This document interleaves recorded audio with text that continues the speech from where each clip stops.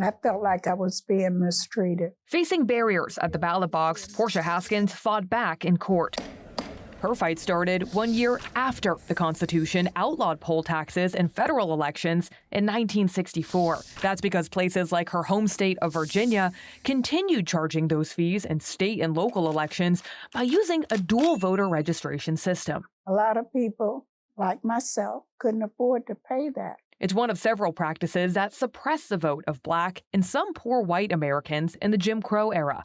Haskins' case and a U.S. Supreme Court ruling in 1966 ultimately helped end poll taxes across all levels of government. So you really saw that have an immediate impact on turnout here. Yes, and that's a wonderful thing.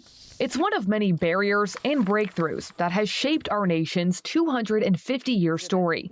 Smithsonian curator Lisa Kathleen Grady walked us through those moments at the National Museum of American History. When America was established, more people could vote here than anywhere else in the world.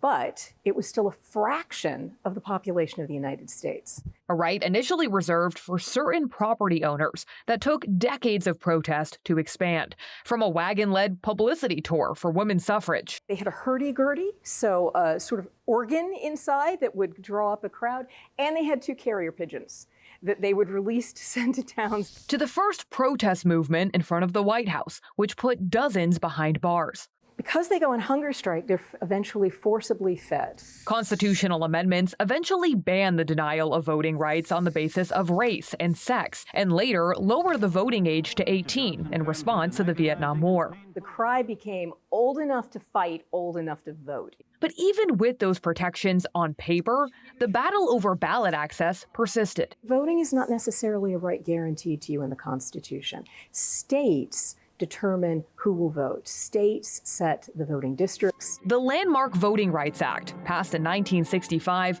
put guardrails on states to prevent racial discrimination in elections.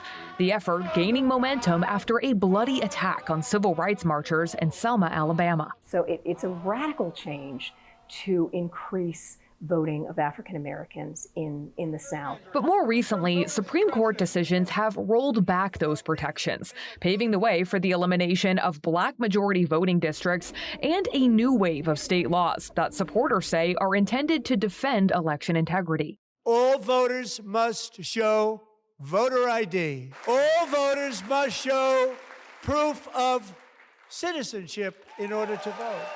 But many who have lived through this history fear the country is returning to a darker past. Things seem to be going backwards. So we just need to step up. Marking America 250, I'm Jackie DeFusco.